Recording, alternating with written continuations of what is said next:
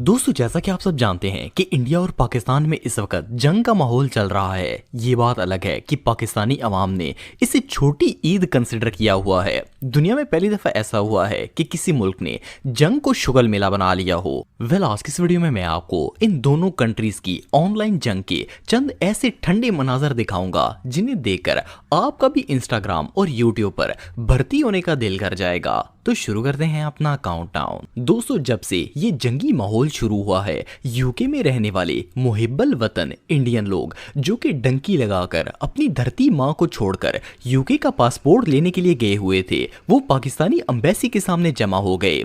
इन माँ के लाडलों ने वहां प्रोटेस्ट करना शुरू कर दिया। वैसे तो इसका कोई फायदा नहीं होना था, लेकिन अपनी बीवियों से तंग आए हुए बंदे और अपनी सासू माँ से तंग आई हुई औरतों को घर से बाहर चीखने का टाइम मिल गया तो ये शैम्पू और लोशंस पाकिस्तानी कॉन्सुलेट पहुंच गए। खैर, पाकिस्तानी एम्बेसी में कौन सा नाना पाटेकर बैठा हुआ था, वहां पर भी पाकिस्तानी अवाम ही थी। आपको तो पाकिस्तानी अवाम का पता ही है, ये लोग तो वैसे ही शुगल मेले की तलाश में रहते हैं, तो अपने भाई लोग दूध पत्ती लेकर इस प्रोटेस्ट का मजा लेना शुरू हो गए। जब किसी इंडियन भाई को ज्यादा गर्मी चढ़ती थी तो पाकिस्तानी भाई उसे फैंटास्टिक टी ऑफर कर देते थे। खैर, यहाँ पर काफी सारा शुगर लगा रहा, बारी बारी सब डिस्कस करते हैं।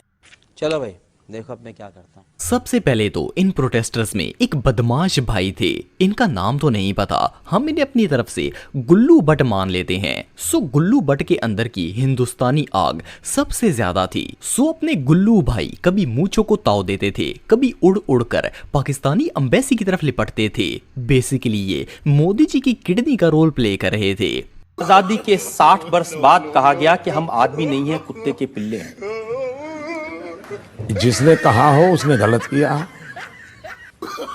कौन है वो ऐसा कहने वाला? ये आपने कहा था। एनीवे, देखते ही देखते गुल्लू भट्ट के इस इंडियन वर्जन ने जोश में आकर एक पुलिस वाले को असॉल्ट कर दिया। फिर होना क्या था, गुल्लू आगे थी और पुलिस इसके पीछे थी। खैर, सबसे मज़े बात यह है कि गुल्लू भाई का जब सॉफ्टवेयर अपडेट किया गया तो इन्होंने रोना शुरू कर दिया। बंदा पूछे, अगर डंकी लगाकर इतना औखा वीजा मिल ही गया था तो चुपचाप सुकून करता। अपनी भारत मम्मी से इतना ही प्यार था तो यूके आने की जरूरत ही क्या थी। सिर्फ इतना ही नहीं, बल्कि जब हथकड़ियां लगाई गईं तो भाई साहब ने इंडियन ही होने से इनकार कर दिया था। खैर, फिर कुछ नहीं हो सकता था और भाई का सॉफ्टवेयर अपडेट कंप्लीट हो गया।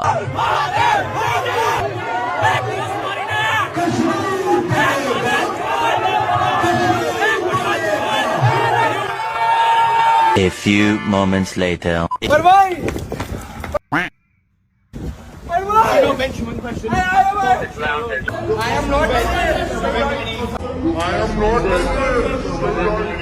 क्या बोला तूने?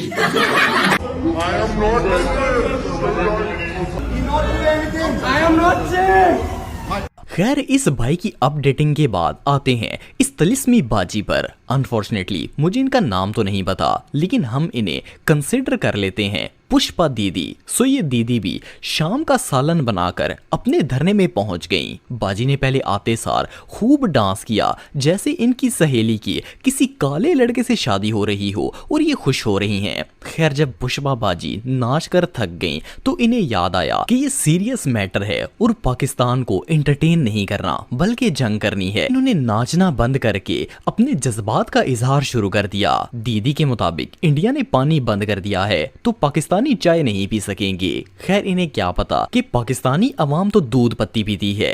पानी को क्या, हर चीज को तरस जाओगे।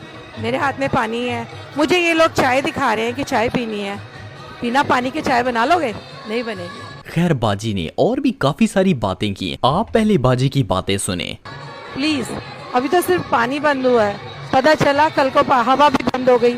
हमारे पास तो सब कुछ है, हमारे पास कश्मीर भी है, हमारे पास हिमालय भी है, हमारे पास सब कुछ है। ये सब सुनने के बाद आप सबको लग रहा होगा कि पुष्पा बाजी शायद प्रेशर कुकर लेकर पाकिस्तान पर अटैक कर देंगी, लेकिन फिर अचानक से एकदम जज्बात बदल गए, वक्त बदल गया और जिंदगी बदल गई और दीदी को पाकिस्तान से प्यार हो गया।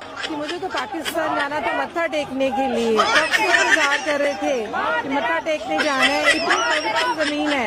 ऐसे उसका नाम पाकिस्तान नहीं रखा था, पाकिस्तान रखने का रीजन था। खैर, अब वैसे भी क्या हो सकता है, वाह दीदी वाह कहने के अलावा।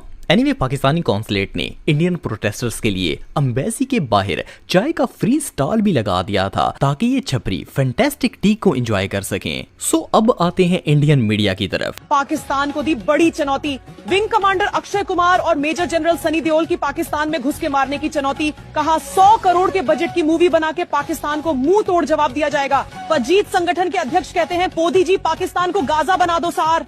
उत्तर प्रदेश में एक पजीत के घर बच्चा पैदा होने पर पजीत ने इसका इल्जाम पाकिस्तान पर लगा दिया। इजराइल सार को लेटर लिख के कहा, सार वी सपोर्ट यू सार।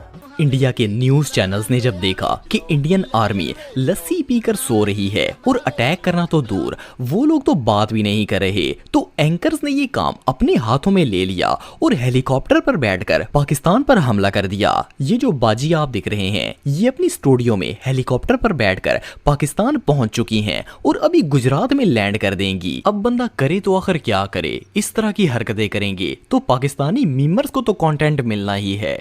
और इसी के साथ टाइम्स नाउ अब भारत का ये हेलीकॉप्टर अब पहुंचा है गुजरात के आसमान की तरफ, जो आपको बताएगा कि समंदर आ रहा है। समंदर से ओबजे दा किंग एयर। मैं तो सुता सी ते एकदम धमाके शमाके होए ने। मैं सुनिया कोई इंडिया ने पटाखे पटुके चलाए पाकिस्तान च, ते असीं वड़ के जड़ा इन्हां नूं मारिया ना ते त्यारे गिराए ने।